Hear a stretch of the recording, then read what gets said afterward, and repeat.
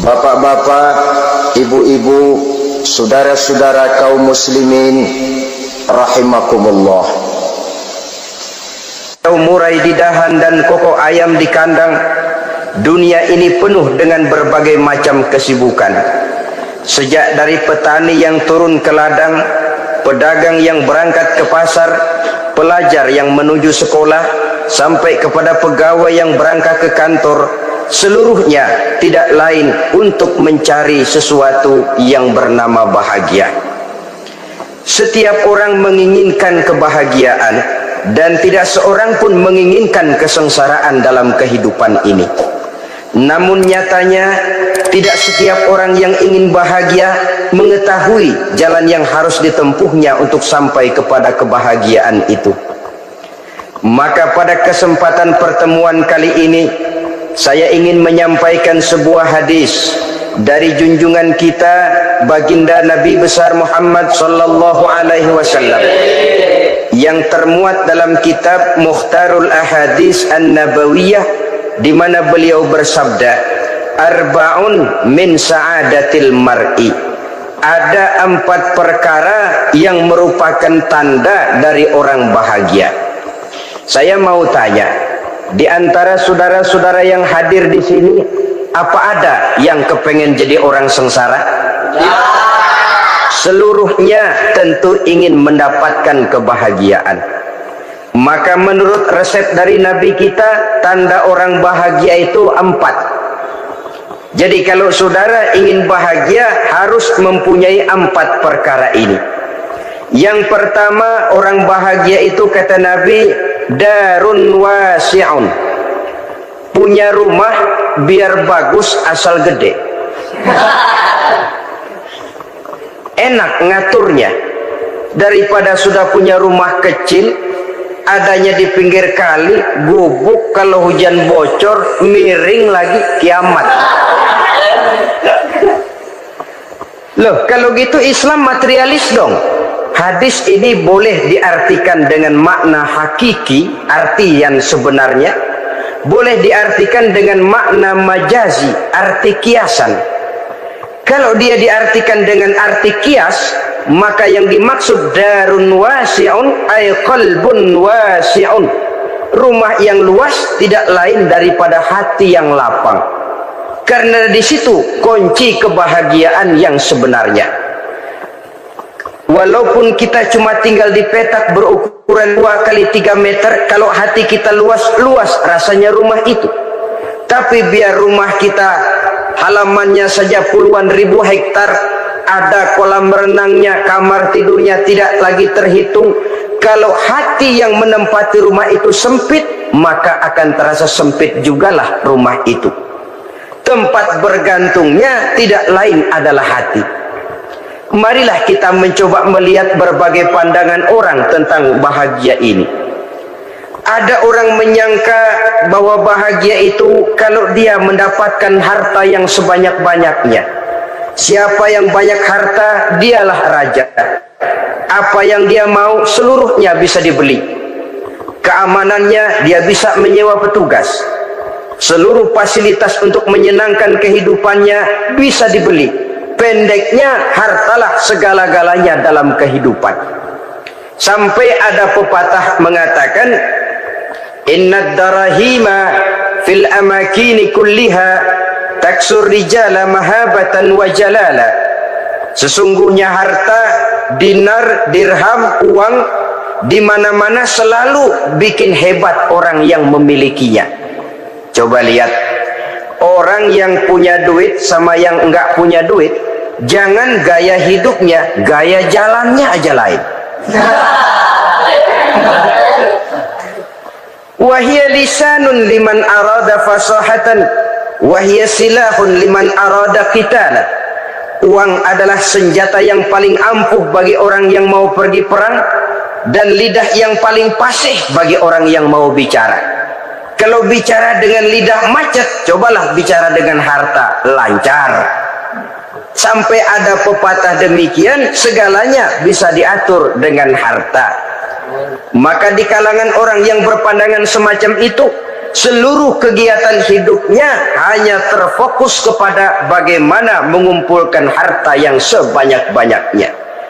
Tidak peduli halal haram, tidak kenal sore pagi siang dan malam, tidak sempat sujud, jauh dari agama, jauh dari kehidupan yang bersifat ruhaniyah, jauh dari Allah dan sebagainya. Sampai dalam Al-Quran dikelompokkan dalam kelompok yang dinamakan lumazah. Allazi jama'a malahu wa addadah yahsabu anna malahu akhladah. Mereka mengumpulkan harta sebanyak-banyaknya dan menyangka bahwa harta yang banyak itu dapat mengekalkan hidupnya, mengekalkan kekayaannya, mengekalkan kebahagiaannya. Saudara hadirin yang berbahagia, kalau pandangan hidup ini benar, artinya kalau harta memang merupakan satu-satunya hal yang dapat membuat orang bahagia, tentu di rumah mewah tidak akan pernah ada tangis derita. Tentu di satu tempat di mana fasilitas hidup serba menunjang tidak ada yang namanya penderitaan. Tapi suka dan duka, sedih dan gembira, senyum dan tawa adalah milik setiap orang, baik dia punya harta maupun dia tidak punya harta. Nyatalah bahwa harta semata-mata bukan merupakan jaminan bahwa orang akan bahagia, walaupun tanpa harta orang sulit untuk bahagia. Saya mau cerita, ada orang super kaya namanya Aristotle Onassis, raja tanker Yunani. Dia punya kapal tanker saja konon sampai 11 banyaknya. Punya perusahaan penerbangan yang disebut Olympic Airlines. Punya hotel di berbagai kota besar di dunia ini, sejak dari New York, London, Paris, Rome dan sebagainya. Bahkan punya pulau yang dia namakan Pulau Scorpio. Ini kan namanya sudah kaya nggak tanggung-tanggung, punya pulau. Nah, dia punya 2 orang anak, yang satu laki-laki namanya Alexander, yang satu perempuan namanya Maria Onassis. Seluruh harapannya tertumpah kepada anak lakinya Alexander ini, yang akan meneruskan usahanya, meneruskan kekayaannya, meneruskan dinastinya. Apa yang terjadi? Ternyata anak yang dia harapkan yang bernama Alexander ini mati muda dalam kecelakaan pada waktu dia olahraga. Apa olahraganya? Namanya olahraga anak orang kaya, golongan jet set. Olahraganya olahraga pesawat terbang.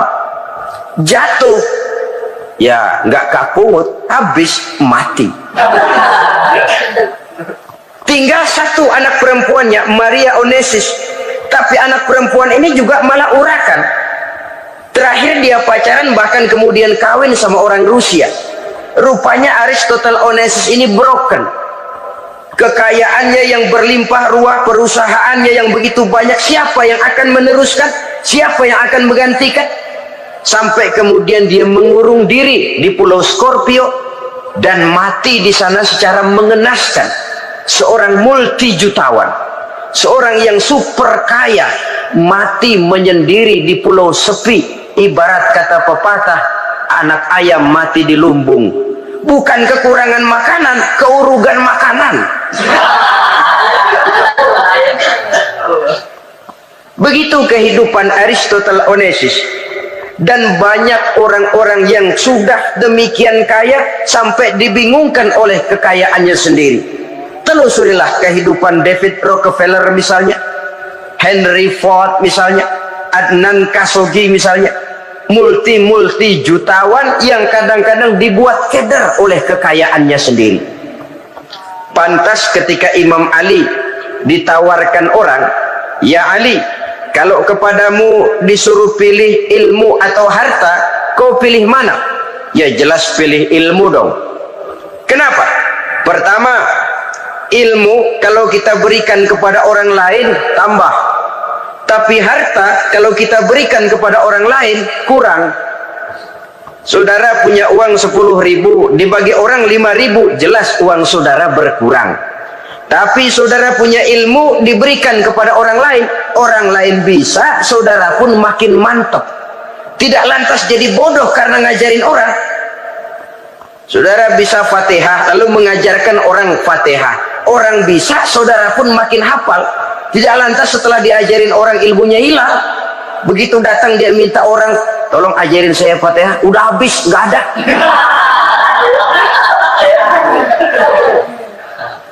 Yang kedua kata Imam Ali, ilmu menjaga kita. Kalau harta kita yang harus jaga. Makin banyak ilmu makin terpelihara diri seharusnya. Tetapi makin banyak harta makin bingung kita jaganya. Sampai kadang-kadang kalau perlu seluruh keliling rumah dipasangi alarm. Belum cukup disewakan anjing besar-besar, pasang di depan pintu, awas anjing galak. Masih belum cukup juga, cari centeng tukang-tukang kepruk jaga rumah. Masih terasa belum aman, padahal rumahnya dikelilingi tembok besar. Di balik tembok ada pintu-pintunya tebal. Di balik pintu itu terbuka masuk kamar, kamar pun ada pintunya, pintunya pun kuat. Masuk ke dalam kamar ada lemari, lemarinya pun pintunya kuat, dikunci, kuncinya pun kuat. Tapi tahap seluruhnya yang timbul cuma sekedar was-was saja. Kesimpulannya sekali lagi, tanpa harta orang memang sulit untuk bahagia. Tapi harta semata-mata tidak merupakan jaminan orang akan bahagia. Dengan hati yang luas, itu modal utama untuk mencapai kebahagiaan hidup. Orang yang hatinya luas, saudara-saudara, punya hati yang lapang, melihat kenyataan hidup ini, dia bersyukur senantiasa kepada Allah. Lantas tidak timbul hasud dan iri hatinya. Oleh karena itu, jiwanya selalu lapang. Kalau tidak, cupik hati namanya. Dangkal pandangan, tidak senang melihat orang lain dapat nikmat, dan itu sering dijadikan contoh. Kalau orang yang lapang dada, dia lihat tetangganya beli TV baru, dia berkata, alhamdulillah ya, tetangga kita beli TV, mudah-mudahan kita bisa ikut nonton. Lapang dadanya. Tapi orang yang sempit hati, lihat tetangga beli televisi, meriang. Enggak diapa-apain, meriang. Besoknya dengar tetangga beli motor, makin sakit, ke rumah sakit. Lalu di rumah sakit dengar tetangganya beli mobil, mati. Disiksa oleh perasaannya sendiri. Orang kalau hati sudah sempit dalam hidup, kemanapun dia pergi, sempit rasanya medan kehidupannya. Kemudian kita melihat juga ada orang yang menilai bahwa bahagia itu katanya kalau punya kedudukan yang tinggi, pangkat yang agung, wibawa yang besar. Mungkin betul, tapi mungkin juga tidak. Bergantung kepada hati orang yang punya pangkat itu. Sama dengan harta tadi. Harta akan membawa bahagia kalau dia jatuh ke tangan orang yang berhati lapang. Tapi harta akan jadi bencana kalau jatuh ke tangan hati orang yang sempit. Pangkat akan membawa bahaya kalau jatuh di tangan hati orang yang sempit. Lebih dari itu, kenyataan mengajarkan kepada kita bahwa ternyata pangkat dan jabatan tidak selamanya memberikan kebahagiaan dalam kehidupan. Bahkan resikonya kelewat besar. Beberapa bukti kita bisa ambil dari para pemimpin dunia yang menjadi korban lantaran pangkat dan jabatan yang disandangnya. Saudara ingat Presiden Abraham Lincoln dan John Kennedy dari Amerika? Dibunuh orang. Pak Chung Hee dari Korea Selatan, Ziaur Rahman dari Bangladesh, Anwar Sadat dari Mesir, terakhir Indira Gandhi dari India, menjadi korban dari pangkat dan jabatan yang disandangnya dari orang-orang yang tidak senang dia memegang jabatan itu. Dia akan mudah mengundang bencana, sehingga pantas kalau seorang presiden terkemuka Amerika, Harry Truman namanya, dia mengatakan jabatan presiden itu, kata dia, seperti orang nunggang macan, naik macan. harus kita taiki, kalau enggak dia bakal nerekam kita. Ngeri katanya. Adapun orang yang hatinya lapang, kalau dia menerima pangkat dan jabatan, dianggapnya itu satu kesempatan untuk berbuat baik. Tapi orang yang berhati sempit, menerima pangkat dan jabatan, bukan kadang-kadang menerima, malah berusaha setengah mati mencapai dengan segala cara. Kalau perlu jilat atas, jilat atas. Jadi golongan sumuhun dawu. Jadi kelompok kulon nuwun, yes sir, yang kerjanya cuma oke bos. Kalau perlu jilat atas, jilat atas. Kalau perlu injak yang bawah, injak yang bawah. Perlu sikut kiri kanan, sikut kiri kanan. Yang penting pangkat dapat, jabatan dapat. Orang yang semacam ini, kalau sudah mempunyai pangkat dan jabatan, biasanya dia tidak menganggap itu sebagai amanah, tidak menganggap sebagai kesempatan berbuat baik, tapi malah kesempatan untuk memperturutkan hawa nafsunya yang dilatar belakangi oleh kesempitan hatinya tadi.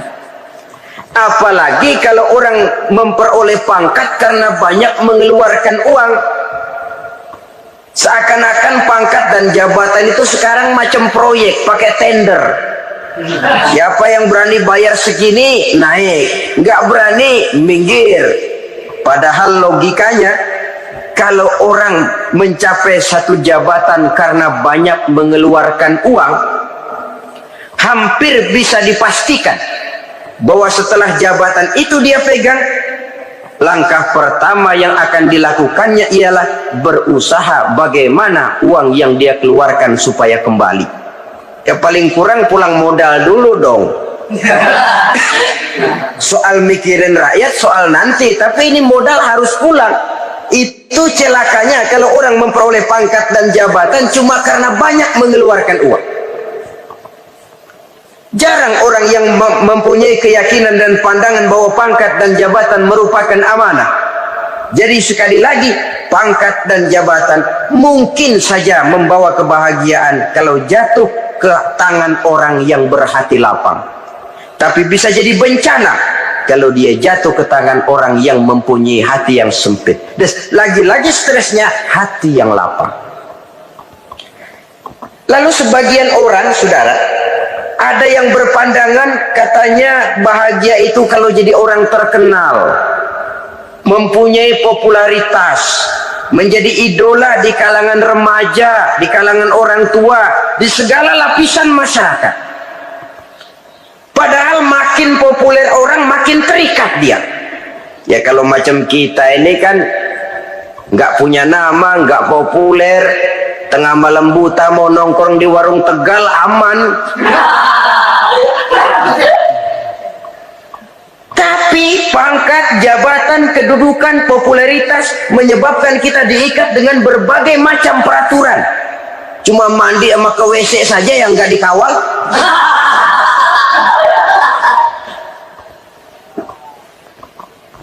Benarkah popularitas, ketenaran membawa kebahagiaan? Mungkin, ya, tapi mungkin juga tidak. Kenapa? Banyak orang-orang populer yang mengakhiri hidupnya secara tragis. Kita ambil beberapa nama.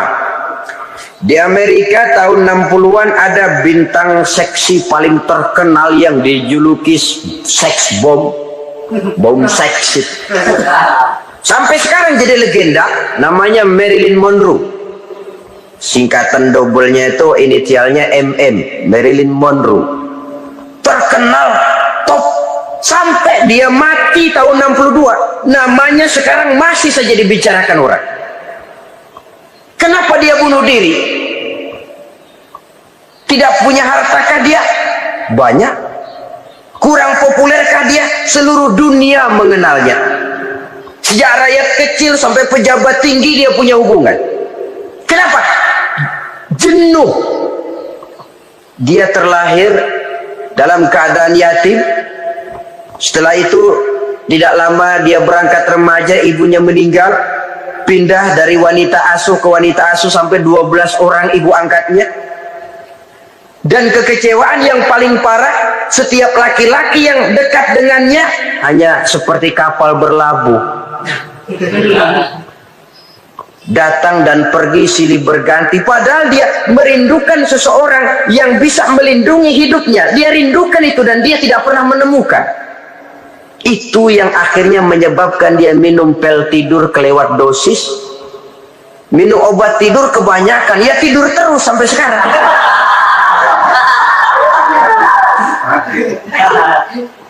Dia mengakui, saya telah memiliki ketenaran, tapi saya tidak pernah hidup dalam ketenaran itu. Saya pandai main sandiwara, tapi saya ingin hidup dalam alam yang real sebagaimana umumnya orang. Itu yang dia rindukan. Menyusul jejak yang namanya Marilyn Monroe ini, Billie Holiday, saudara kenal tentu, di rumah sakit dirawat. Dia juga minum obat overdosis, mati lagi. Jimi Hendrix minum obat tidur overdosis kelewat batas, mati lagi. Lalu yang menghanyutkan diri di danau, Janis Joplin dan Brian Jones. Ini orang-orang populer, orang-orang terkemuka yang mengakhiri hidup secara tragis, bukan karena tidak terkenal, mungkin karena sudah saking terkenalnya. Contoh paling belakangan, Bruce Lee. Wah, ini tukang-tukang kepruk tentu kenal siapa dia. Sampai sekarang pun tabir kematiannya masih merupakan misteri. Dan yang masih hidup juga menunjukkan gejala yang aneh. Michael Jackson, rumahnya di Beverly Hills itu dijaga sedemikian rupa, dan dia selalu curiga kepada setiap makanan harus steril, bersih dari segala macam kimia. Kemana dia pergi, itu tukang-tukang kepruk sudah selalu menjaga dan mengawal, dan dia seakan takut menunjukkan mukanya yang asli. Hingga kalau tampil ke tengah di luar show, dia kadang memakai pakaian yang tidak menunjukkan dia yang sebenarnya, takut dikenali orang. Ternyata popularitas sering jadi momok yang meracuni kehidupan manusia. Oleh karena itu, benarlah junjungan kita pada saat beliau mengajarkan orang akan bahagia kalau dia mempunyai hati yang lapang. Nah, sekarang masalahnya untuk mendapatkan hati yang lapang, caranya bagaimana? Kita kembali kepada konsep Quran. Allah mengajarkan, ala inna bi dzikrillahi tatmainnul qulub. Ketahuilah bahwa dengan banyak mengingat Allah, hati akan tenang, jiwa akan lapang. Dengan kata lain, dekat dengan agama, merasakan kehadiran Allah dekat dalam hidup, itu muara pertama untuk mencapai hati yang lapang. Ala inna bi dzikrillahi tatmainnul qulub. Jangan macam orang sekarang ingin mendapatkan ketenangan lalu tapak di puncak gunung, di gua-gua, di tempat sepi. Iyalah kalau nggak ada ular. Kalau tergigit ular berbisa, ketenangan belum, mati jelas itu. Islam positif untuk mendapatkan ketenangan. Ala inna bi dzikrillahi tatmainnul qulubi. Bahwa ketahuilah bahwa dengan banyak mengingat Allah, hati akan tenang, jiwa akan lapang, nuansa pikiran akan luas. Karena yang namanya bahagia ada dimanapun manusia berada. Di kampung ada bahagia, di kota ada bahagia, di ngarai, di lembah, di gunung, di hutan, di lautan, di angkasa luar, dimanapun bahagia itu ada kalau kita bermodalkan hati yang lapang ini. Dan hati akan lapang kalau kita dekat dengan agama. Dekat dengan harta buat sementara hati mungkin tenang, tapi ketenangan yang relatif dan temporer. Apalagi orang tiap kali tambah harta, tiap kali tambah rencana, itu wajar. Mungkin sebelumnya saudara berpikir, kalau punya duit 5.000 enak nih. Begitu punya duit 5.000, aduh sayang kalau 10.000 aja. Tiap kali tambah harta, tiap kali lain rencana. Makin banyak rencana, makin menjauhkan kita dari yang namanya ketenangan. Padahal ketenangan merupakan unsur utama untuk mencapai bahagia. Dan ketenangan itu bermuara dalam hati manusia. Tengoklah kehidupan ini. Orang yang banyak harta dengan orang miskin, berbedakah rasa sakit yang mereka tanggungkan? Rasanya tidak. Walaupun si kaya tidur di kasur empuk berselimutkan sutra mahal, sementara si miskin meringkuk di balik bambu yang keras dan kasar. Apabila maut datang, dia juga tidak pernah pilih bulu. Maut datang menjemput si kaya di singgasana keemasannya, dikelilingi oleh para pengasuh, dayang dan idang serta para pengawal. Dan maut pun datang menjemput si miskin papa, sehingga ia tergelepar di tepian jalan. Kedua-duanya bernama mati. Kalau nyata bahwa sakit yang ditanggung si kaya tidak beda dengan sakit yang ditanggung si miskin, bukan harta semata yang membuat orang bahagia. Hati yang tenang, jiwa yang lapang penuh kedamaian, karena banyak berzikir dan mengingat Allah, itu merupakan modal utama untuk mencapai sesuatu yang bernama bahagia. Saudara hadirin yang saya hormati, inilah yang pertama dari 4 ciri yang digambarkan oleh Nabi tentang tanda-tanda orang bahagia. Dan harus berangkat dari yang pertama ini, hati yang lapang. Ini yang harus kita miliki lebih dahulu, baru nanti akan menyusul kepada poin yang ketiga, kedua, dan selanjutnya. Sebab kalau hati sudah terisi dengan jiwa yang lapang, seluruh persoalan insya Allah akan bisa kita atasi dengan sebagaimana mestinya. Yang kedua sekarang, tanda orang bahagia menurut baginda Nabi, markabun syariah. Orang bahagia itu, kata beliau, punya kendaraan biar cepat asal lancar. Artinya kemana dia mau pergi mudah. Apa maksud hadis ini? Kalau kita kaji lebih dalam, kendaraan itu kan alat transportasi. Transportasi tidak lain adalah usaha memudahkan komunikasi. Pindah dari situ kepada teori bahwa manusia adalah zon political, makhluk bermasyarakat yang tidak bisa memenuhi kebutuhan hidupnya secara sendirian. Kita memerlukan keberadaan orang lain dalam kehidupan ini. Untuk memakai baju saja kita sudah perlukan petani yang tanam kapas, pabrik yang memintal kapas jadi benang, pabrik yang menenun benang jadi kain, sampai kepada mesin jahit, sampai kepada tukang jahit. Itu cuma untuk memakai pakaian saja. Tidak seorang pun di antara kita yang sanggup memenuhi kebutuhan hidupnya secara sendiri. Kita perlu orang lain. Maka kebebasan dalam arti mutlak, kebebasan tanpa batas, itu tidak mungkin ada dalam kehidupan. Karena kita mengadakan yang disebut interaksi sosial. Setiap kegiatan kita tentu melibatkan orang lain. Menurut kita barangkali kita bebas jalan di jalan raya semaunya, tapi orang lain berkendaraan pun merasa bahwa ini ada juga jalan haknya, dan begitu selanjutnya. Oleh karena itu, maksud dari kendaraan yang cepat ini adalah khulata'uhu ma'as sholihin. Lingkungan pergaulannya terdiri dari orang-orang soleh. Pergaulannya luas. Kemana dia pergi ada temannya. Kesulitannya ada tempat dia cerita.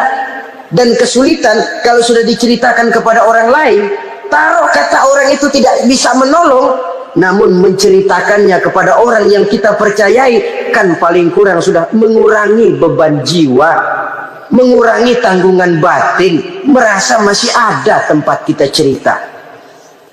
Maka lebih baik orang awam yang mau bergaul ketimbang orang setengah alim tapi ngunci pintu. Sebab nantinya akan timbul sikap picik, cupik pandangan, dan tidak luas menghadapi kenyataan dalam kehidupan ini. Namun yang harus kita garis bawahi, pergaulan memang mesti luas. Namun jangan sekali-kali lupa bahwa pergaulan sangat besar pengaruhnya dalam ikut membentuk kepribadian manusia. Sehari-hari bisa kita bilang, kalau kita dekat sama tukang minyak wangi, sekalipun nggak dibagi minyaknya, baunya tentu dapat. Betul? Tapi dekat sama tukang elas, walaupun nggak kena apinya, asapnya mesti kena. Kalau Syauqi mengatakan lebih jelas lagi, man asyaral asrafa asa musyarrafan wa muasyiral anzali ghairu musyarrafin. Awalam taral jildal hakira muqabbalan bisagri lamma sara jildal mushaf. Siapa yang bergaul dengan orang mulia, dia bakal ikut menjadi mulia. Tapi siapa yang berteman dengan orang hina, dia tidak bakal ikut menjadi mulia. Tidakkah kau lihat, kata Syauqi, kulit kambing yang hina pun dicium orang ketika menjadi kantong Quran. Kulit kambing hina, kalau dia sendirian gak ada yang mau cium. Tapi begitu dia bergaul dengan Quran, menjadi kantong Quran, dipakein minyak wangi, ditaruh di tempat yang tinggi, mau diambil dicium dulu, dibawa dengan penuh hormat dan hati-hati. Kulit kambing yang hina lantaran berteman dengan Quran, numpang mujur. Tapi coba lihat kalau kulit kambing berteman dengan kayu, jadi beduk, habis. Zohor dikemplang, asar dipukul. Itu pun sedikit saja, cuma salah milih teman. Yang temennya Quran dihormati orang, yang temennya kayu lantaran jadi beduk, gelap-gelap subuh orang udah kemplangnya.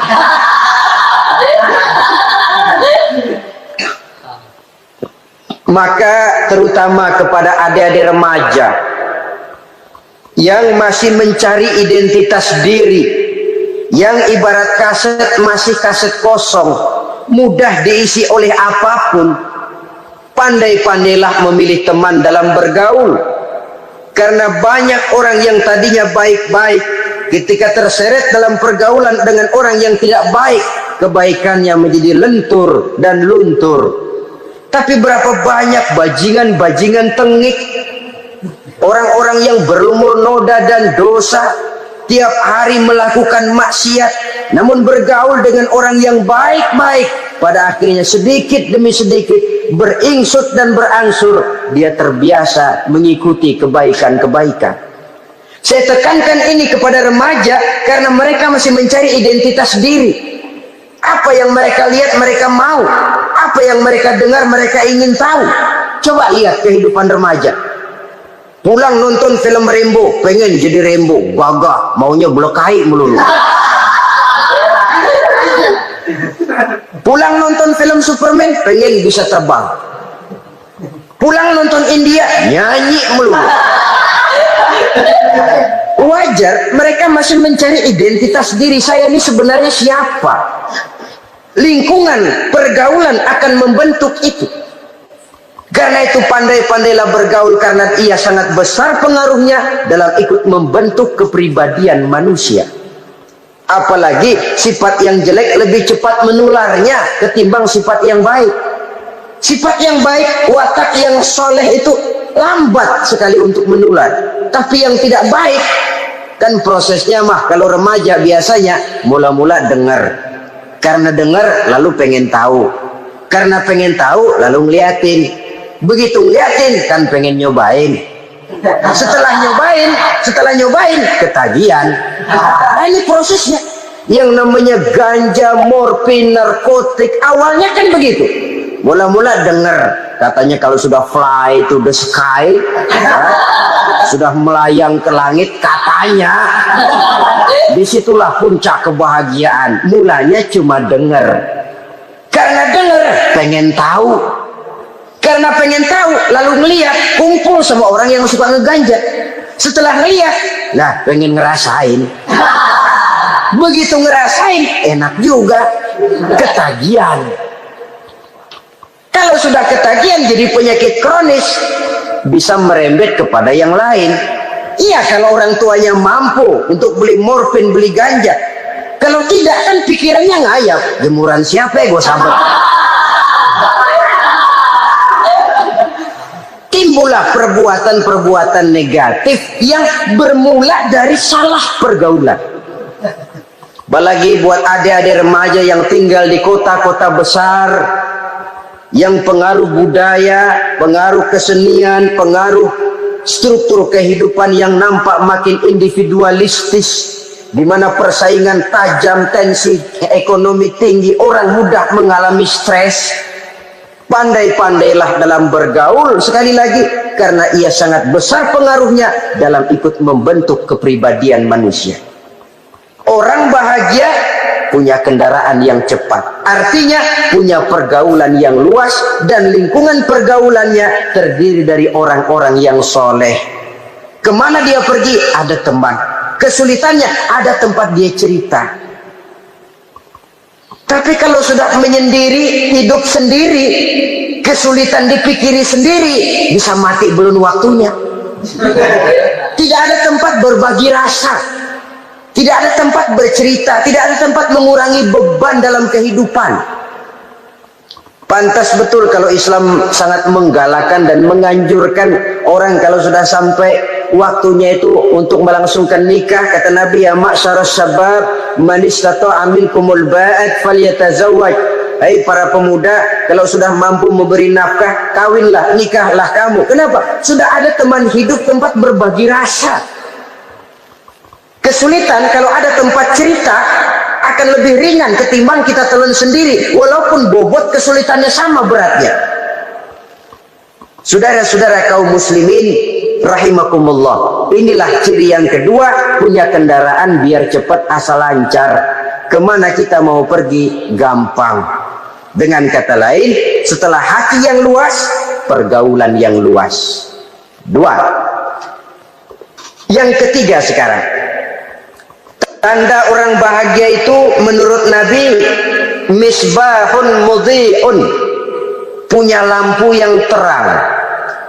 Oh, itu enggak problem. Sekarang sudah zamannya listrik masuk desa, Pak. Lampu sudah terang semua. Betul, kalau itu yang dimaksud. Tapi tidak cuma itu. Karena lampu yang dimaksud di sini, lampu yang akan menerangi seluruh perjalanan hidup.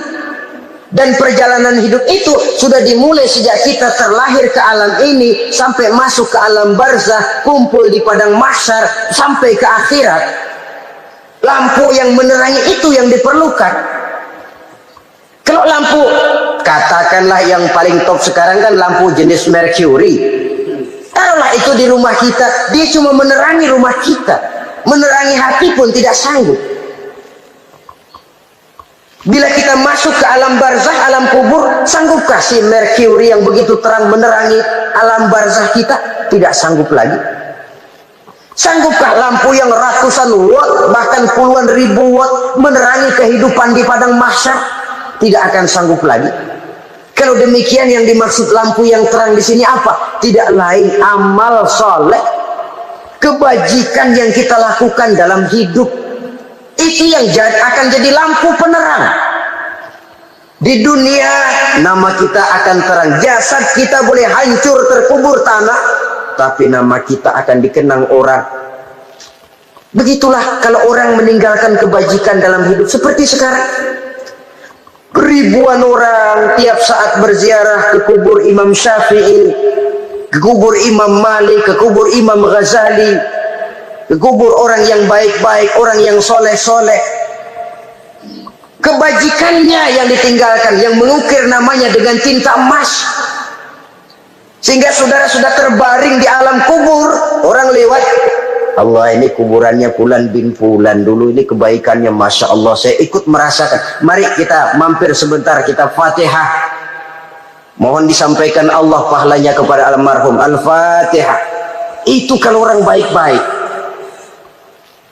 Lalu saudara tanya, Pak, orang mati dikirimin Fatihah apa nyampe pahalanya? Saya jawab, kalau saudara nggak percaya, mati dulu dah. Nanti saya Fatihain, tungguin di sana. Umpama nggak sampai, balik lagi kemari. Sekarang ini kan maunya otak-otakan saja. Kalau nggak masuk otak, nggak percaya. Padahal alam gaib itu nggak bisa diotak-otakin. Sama saja dengan saudara pernah dengar cerita kapal Tampu Mas tenggelam kan? Pernah nggak? Di mana?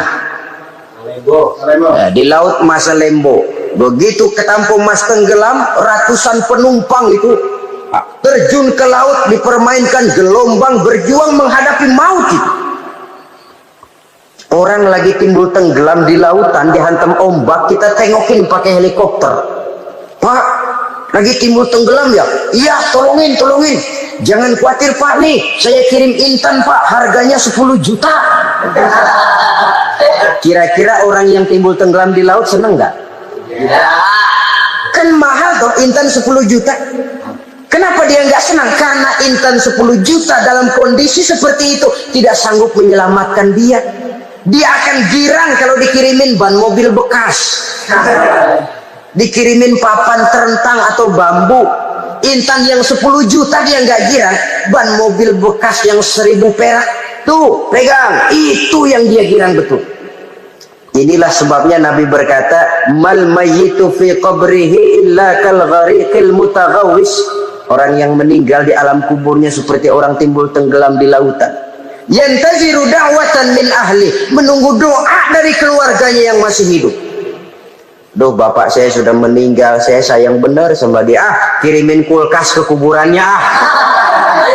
Itu sama saja dengan tadi orang tenggelam di lautan dikirimi intan yang harganya 10 juta, tidak sampai. Begitulah kalau kebajikan yang kita tinggalkan dalam hidup, sudah mati pun kubur kita masih diziarahi orang. Tapi kalau jahat yang kita tinggalkan, boro-boro lah orang mau doa lewat dekat kuburan kita juga seram. Tuh bajingan no, dulu mati dipendam di situ tuh. Jangan lewat situ, ntar kesurupan, jangan. Lewat saja orang ngeri. Konon lagi membacakan Fatihah dan mengirimkan doa. Hidup pada hakikatnya adalah kesempatan untuk berbuat baik. Maka sekali kesempatan itu diberikan, manfaatkan dengan sebaiknya. Sebab kesempatan kedua tidak akan pernah ada. Kesempatan berbuat baik di sini, di akhirat sudah pembalasan namanya. Sekali kesempatan itu dicabut, dia tidak akan pernah dikembalikan lagi. Kata Iqbal, hidup tidak mundur ke belakang, Bung. Berhenti diinjak orang, mundur hancur. Tidak ada kata mundur dalam hidup ini. Berhenti diinjak orang, mundur kecebur. Tidak ada kata lain. Harus maju dalam kehidupan, dalam artian yang positif. Hidup adalah kesempatan untuk mengumpulkan kebajikan yang sebanyak-banyaknya. Di situ nilai daripada manusia. Sekarang ini memang nggak kelihatan kok, orang yang banyak pahala sama yang banyak dosa nggak kelihatan kok. Barangkali kalau habis bikin dosa palanya pada benjol, mungkin orang takut sama dosa. Tapi sekarang sama saja, orang yang banyak dosa dengan yang nggak banyak dosa jalan bareng dari belakang, sama, nggak kelihatan beda. Tapi ada waktunya di mana pahala memegang peranan, di mana dosa diperlihatkan. Sama saja kalau kita bawa mobil siang, lampu kan nggak begitu berfungsi. Apa lalu bilang, alah ini lampu berat-beratin, copot-copotin aja dah. Tidak perlu begitu. Kenapa? Pada suatu saat malam senja akan datang. Bila matahari terbenam, senja pun datang, gelap mulai merayap, disitulah baru terasa perlunya lampu. Pahala begitu. Sekarang orang yang nggak ada pahalanya nggak kelihatan dalam kehidupan. Tapi pada suatu saat senja kehidupan akan datang. Ajal merenggut nyawa, malam merayap, dan hidup mulai diliputi kegelapan di alam barzakh. Dikala itu kalau nggak punya lampu, alangkah malangnya kita. Sebab amal yang baik, kata Nabi, di alam barzakh itu akan diciptakan menjadi perempuan yang cantik menemani kita.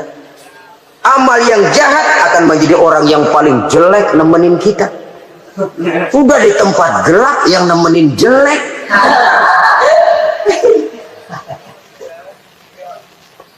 Kaum muslimin rahimakumullah. Kalau demikian masalahnya, tergantunglah kita pandai memanfaatkan waktu. Al-waktu kasayf. Waktu itu cepat sekali. Yang namanya waktu itu tahu-tahu.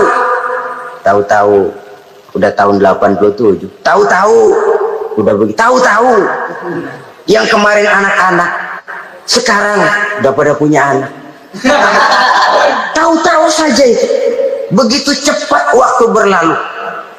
Kalau tidaklah pandai kita memanfaatkannya, akan rugi kita.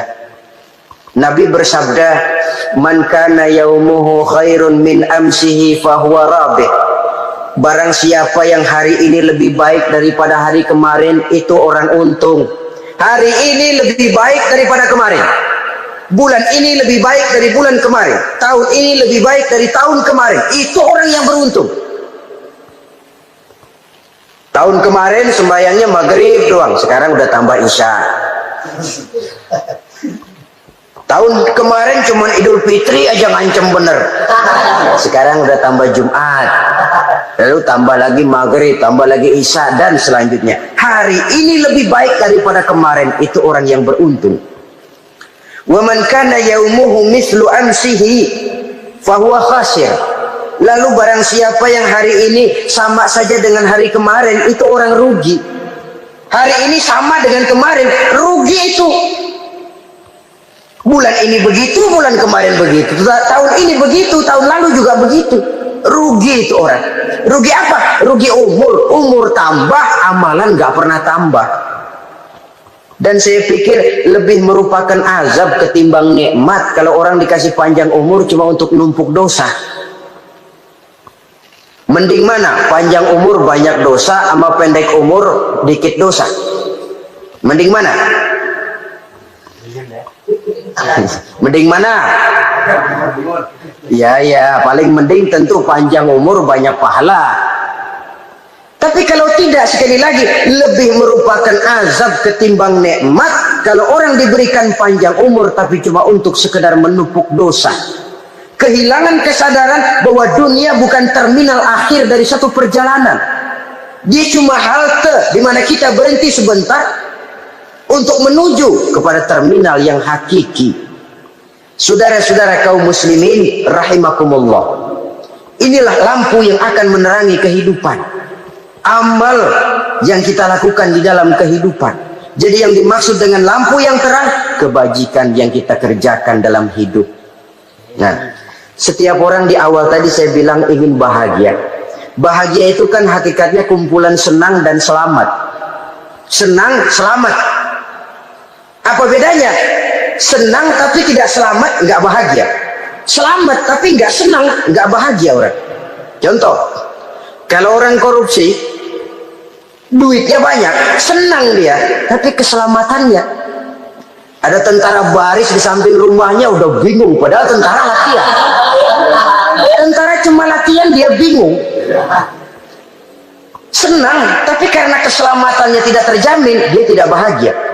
Sebaliknya pegawai negeri jujur benar cuma segaji-gajinya, selamat nggak korupsi tapi melarat, ya nggak bahagia juga, kurang senang.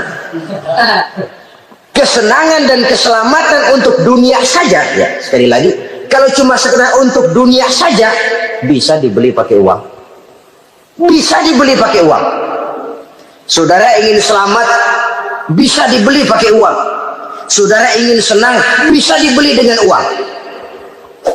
Tapi setelah mati masuk ke alam barzah, habis kekuasaan uang.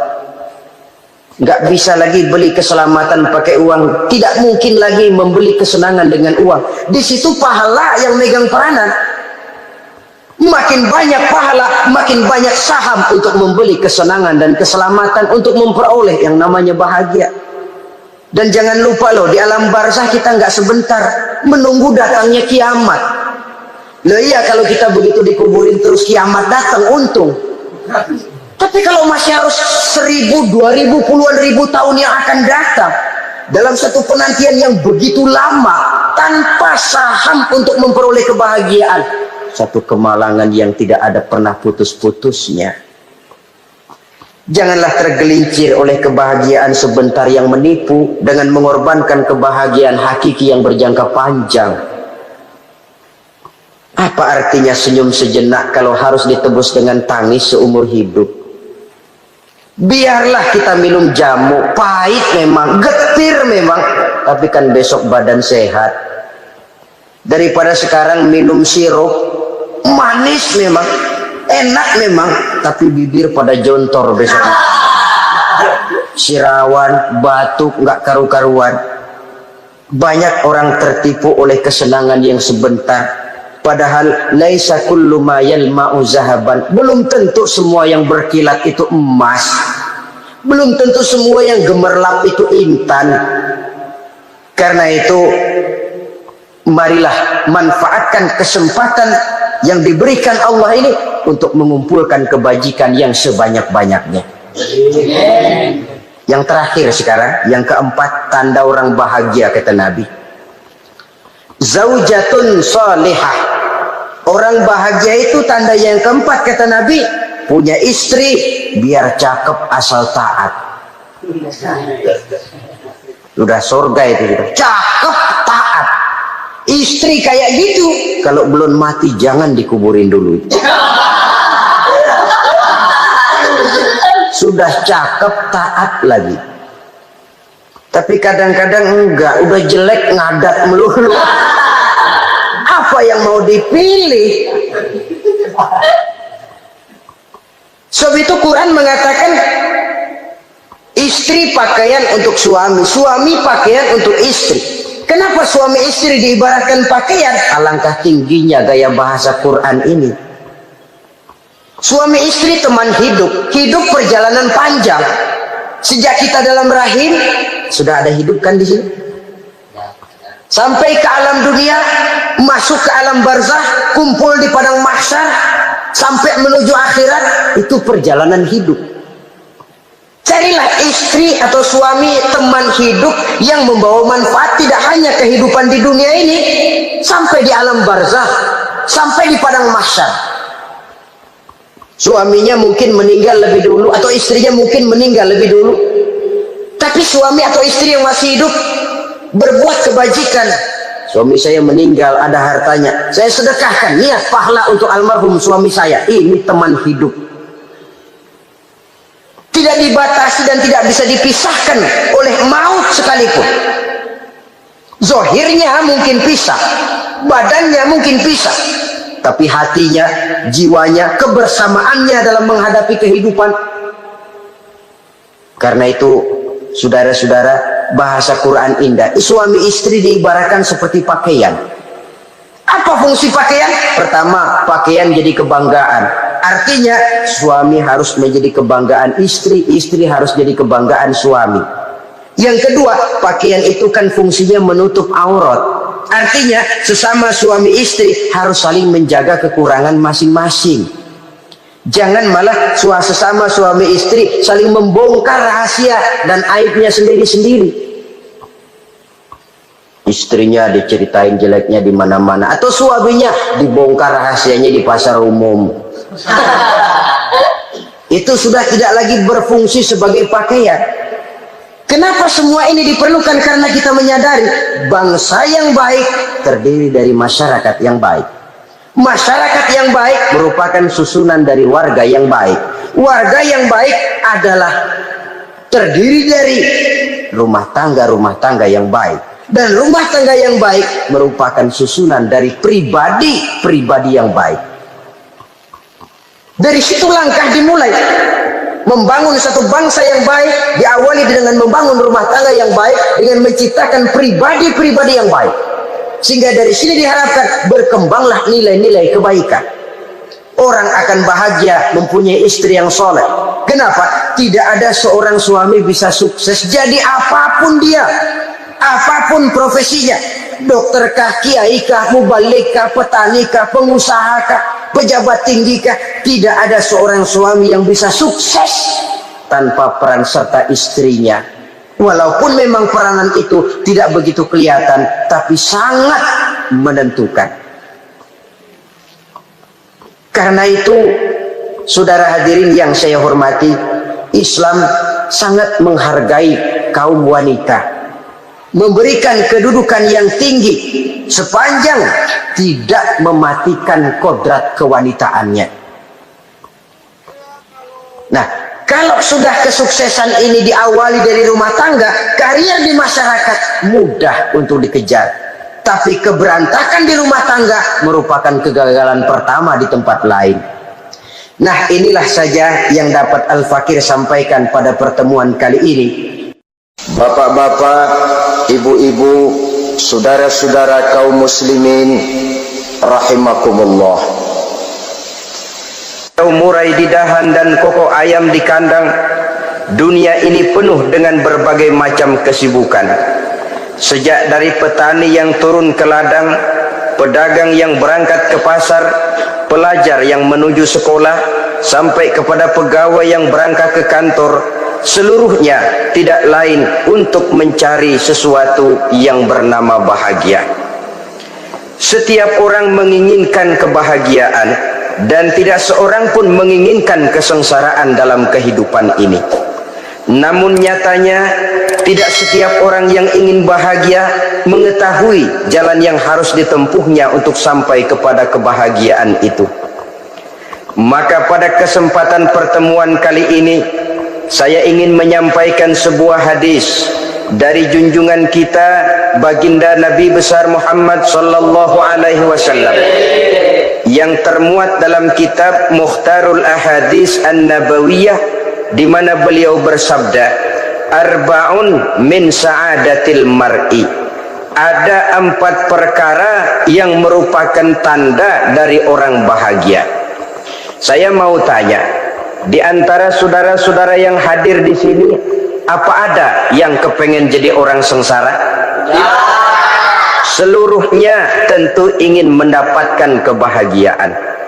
Maka menurut resep dari Nabi kita, tanda orang bahagia itu 4. Jadi kalau saudara ingin bahagia, harus mempunyai 4 perkara ini. Yang pertama, orang bahagia itu kata Nabi, darun wasi'un. Punya rumah biar bagus asal gede. Enak ngaturnya, daripada sudah punya rumah kecil, adanya di pinggir kali, gubuk, kalau hujan bocor, miring lagi, kiamat. Loh, kalau gitu Islam materialis dong. Hadis ini boleh diartikan dengan makna hakiki, arti yang sebenarnya, boleh diartikan dengan makna majazi, arti kiasan. Kalau dia diartikan dengan arti kias, maka yang dimaksud darun wasi'un ay qalbun wasi'un. Rumah yang luas tidak lain daripada hati yang lapang. Karena di situ kunci kebahagiaan yang sebenarnya. Walaupun kita cuma tinggal di petak berukuran 2 kali 3 meter, kalau hati kita luas rasanya rumah itu. Tapi biar rumah kita halamannya saja puluhan ribu hektar, ada kolam renangnya, kamar tidurnya tidak lagi terhitung. Kalau hati yang menempati rumah itu sempit, maka akan terasa sempit jugalah rumah itu. Tempat bergantungnya tidak lain adalah hati. Marilah kita mencoba melihat berbagai pandangan orang tentang bahagia ini. Ada orang menyangka bahwa bahagia itu kalau dia mendapatkan harta yang sebanyak-banyaknya. Siapa yang banyak harta, dialah raja. Apa yang dia mau, seluruhnya bisa dibeli. Keamanannya, dia bisa menyewa petugas. Seluruh fasilitas untuk menyenangkan kehidupannya bisa dibeli. Pendeknya, hartalah segala-galanya dalam kehidupan. Sampai ada pepatah mengatakan, innad darahima fil amakini kulliha taksur rijala mahabatan wa jalala. Sesungguhnya harta, dinar, dirham, uang di mana-mana selalu bikin hebat orang yang memilikinya. Coba lihat, orang yang punya duit sama yang enggak punya duit, jangan gaya hidupnya, gaya jalannya aja lain. Wahia lisanun liman arada fasahatan, wahia silahun liman arada qitala. Uang adalah senjata yang paling ampuh bagi orang yang mau pergi perang, dan lidah yang paling fasih bagi orang yang mau bicara. Kalau bicara dengan lidah macet, cobalah bicara dengan harta, lancar. Sampai ada pepatah demikian, segalanya bisa diatur dengan harta. Maka di kalangan orang yang berpandangan semacam itu, seluruh kegiatan hidupnya hanya terfokus kepada bagaimana mengumpulkan harta yang sebanyak-banyaknya. Tidak peduli halal haram, tidak kenal sore pagi siang dan malam, tidak sempat sujud, jauh dari agama, jauh dari kehidupan yang bersifat ruhaniyah, jauh dari Allah dan sebagainya. Sampai dalam Al-Quran dikelompokkan dalam kelompok yang dinamakan lumazah. Allazi jama'a malahu wa addadah yahsabu anna malahu akhladah. Mereka mengumpul-ngumpulkan harta sebanyak-banyaknya dan menyangka bahwa harta yang banyak itu dapat mengekalkan hidupnya, mengekalkan kekayaannya, mengekalkan kebahagiaannya. Saudara hadirin yang berbahagia, kalau pandangan hidup ini benar, artinya kalau harta memang merupakan satu-satunya hal yang dapat membuat orang bahagia, tentu di rumah mewah tidak akan pernah ada tangis derita. Tentu di satu tempat di mana fasilitas hidup serba menunjang tidak ada yang namanya penderitaan. Tapi suka dan duka, sedih dan gembira, senyum dan tawa adalah milik setiap orang, baik dia punya harta maupun dia tidak punya harta. Nyatalah bahwa harta semata-mata bukan merupakan jaminan bahwa orang akan bahagia, walaupun tanpa harta orang sulit untuk bahagia. Saya mau cerita, ada orang super kaya,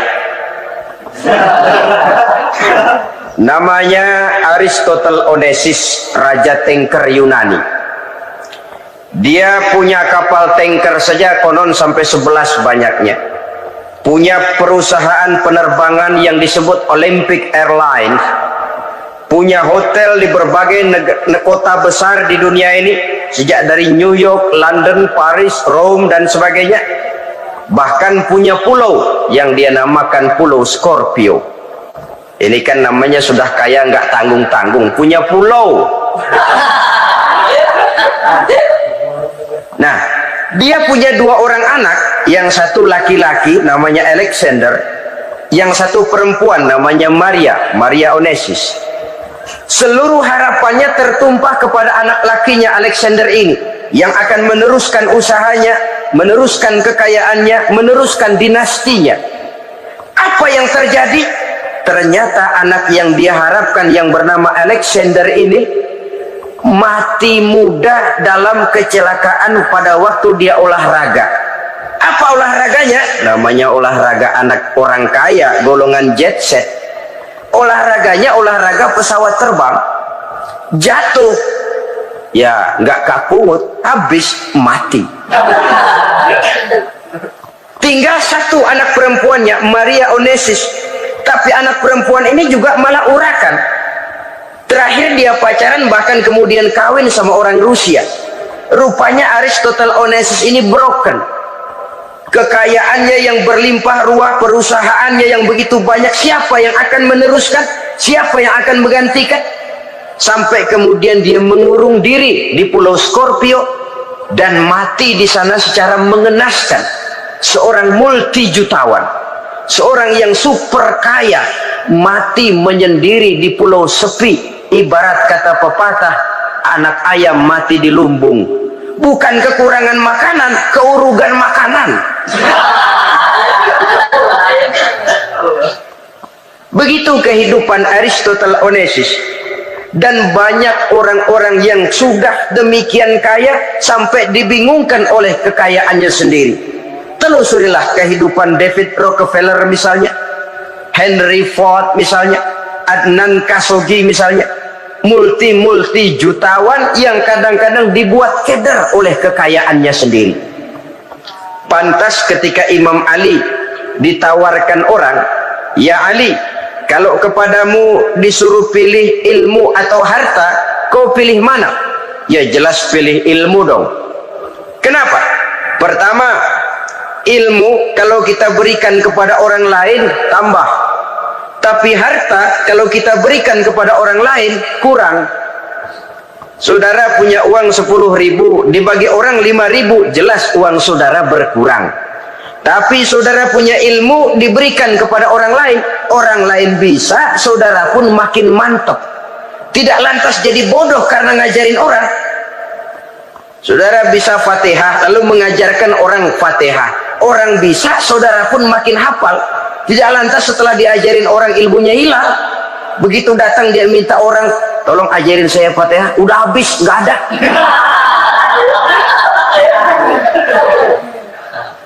Yang kedua kata Imam Ali, ilmu menjaga kita. Kalau harta, kita yang harus jaga.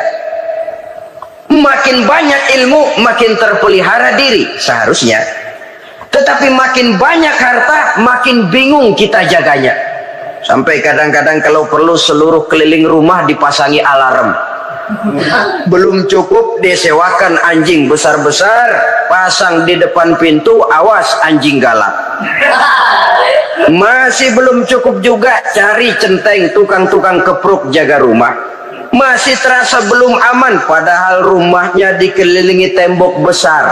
Di balik tembok ada pintu-pintunya tebal. Di balik pintu itu terbuka masuk kamar, kamar pun ada pintunya, pintunya pun kuat. Masuk ke dalam kamar ada lemari, lemarinya pun pintunya kuat, dikunci, kuncinya pun kuat. Tapi tahap seluruhnya yang timbul cuma sekedar was-was saja. Kesimpulannya sekali lagi, tanpa harta orang memang sulit untuk bahagia. Tapi harta semata-mata tidak merupakan jaminan orang akan bahagia. Dengan hati yang luas, itu modal utama untuk mencapai kebahagiaan hidup. Orang yang hatinya luas, saudara-saudara, punya hati yang lapang, melihat kenyataan hidup ini, dia bersyukur senantiasa kepada Allah. Lantas tidak timbul hasud dan iri hatinya. Oleh karena itu, jiwanya selalu lapang. Kalau tidak, cupik hati namanya. Dangkal pandangan, tidak senang melihat orang lain dapat nikmat, dan itu sering dijadikan contoh. Kalau orang yang lapang dada, dia lihat tetangganya beli TV baru, dia berkata, alhamdulillah ya, tetangga kita beli TV, mudah-mudahan kita bisa ikut nonton. Lapang dadanya. Tapi orang yang sempit hati, lihat tetangga beli televisi, meriang. Enggak diapa-apain, meriang. Besoknya dengar tetangga beli motor, makin sakit, ke rumah sakit. Lalu di rumah sakit dengar tetangganya beli mobil, mati.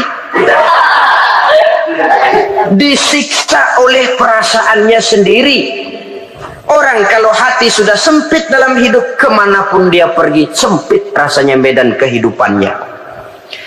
Kemudian kita melihat juga ada orang yang menilai bahwa bahagia itu katanya kalau punya kedudukan yang tinggi, pangkat yang agung, wibawa yang besar. Mungkin betul, tapi mungkin juga tidak. Bergantung kepada hati orang yang punya pangkat itu. Sama dengan harta tadi. Harta akan membawa bahagia kalau dia jatuh ke tangan orang yang berhati lapang. Tapi harta akan jadi bencana kalau jatuh ke tangan hati orang yang sempit. Pangkat akan membawa bahaya kalau jatuh di tangan hati orang yang sempit.